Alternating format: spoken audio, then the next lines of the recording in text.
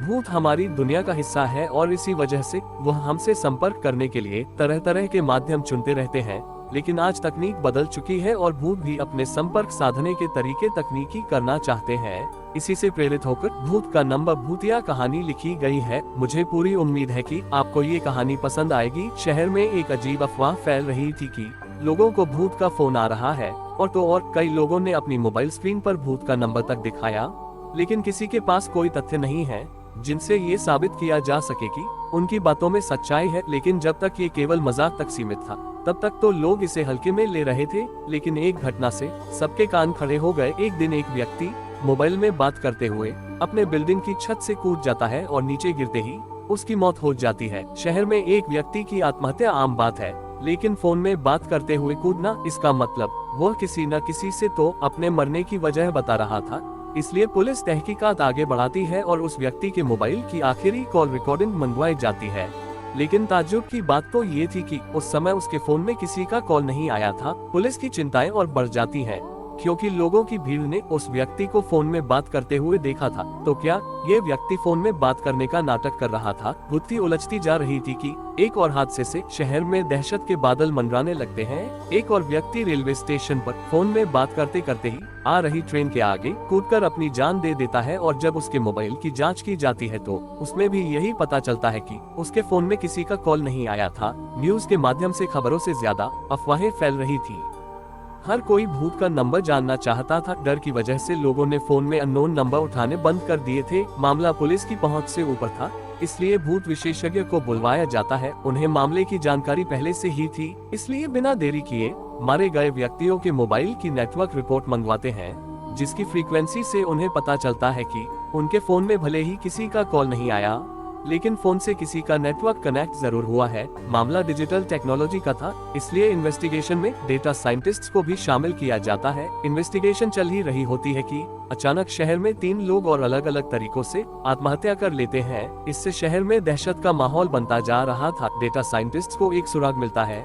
जितने भी लोग मारे गए हैं सभी के मोबाइल में एक वेबसाइट का लिंक पाया गया है। उस वेबसाइट में बहुत से भूतिया मंत्र लिखे हुए हैं और उन्हीं मंत्रों में एक भूतिया नंबर भी है, जिसके माध्यम से रिकॉर्डेड मैसेज भेजा जाता है, और मैसेज को सुनते ही कोई भी व्यक्ति सम्मोहित होकर अपनी जान दे देता है।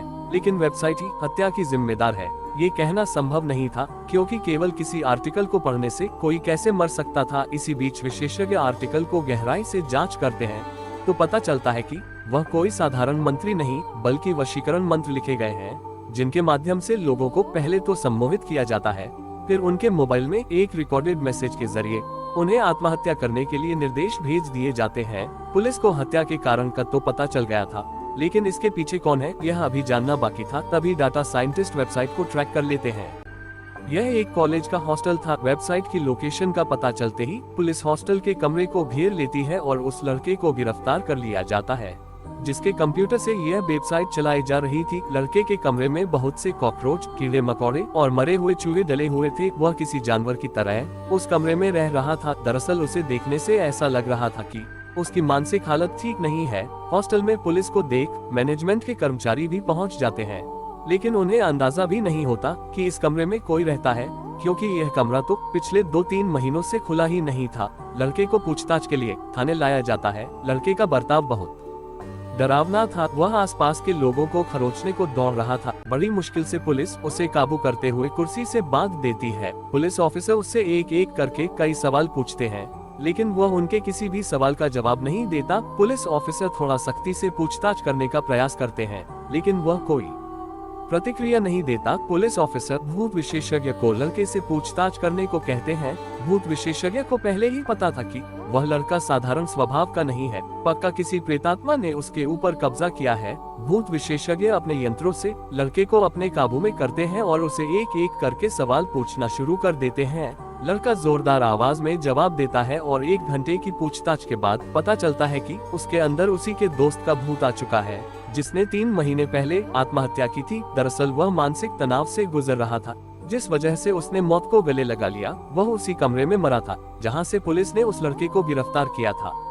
वह अपने दोस्त के शरीर के अंदर प्रवेश करके लोगों की हत्याएं कर रहा था। उसी ने वह वेबसाइट बनाई थी जिसे अब वह उस लड़के के शरीर के अंदर रहते हुए चला रहा था। सच्चाई का पता चलते ही भूत विशेषज्ञ लड़के के शरीर से भूत निकालने की प्रक्रिया प्रारंभ कर देता है, जिसके लिए वह उसी कमरे में जाते हैं जहां वह लड़का मरा था और वहां वह अपने इलेक्ट्रॉनिक डिवाइस के माध्यम से लड़के के ब्रेन से भूतिया आत्मा बाहर कर देते हैं।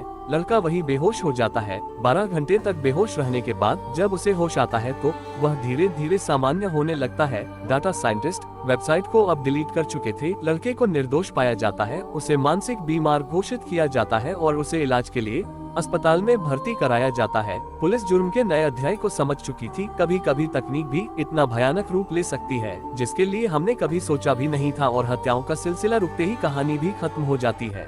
आशा है आपको ये वीडियो पसंद आया होगा। ऐसे ही और वीडियो के लिए हमारे चैनल को सब्सक्राइब जरूर करें और आपको किस तरह की स्टोरी पसंद है कमेंट कर जरूर बताएं।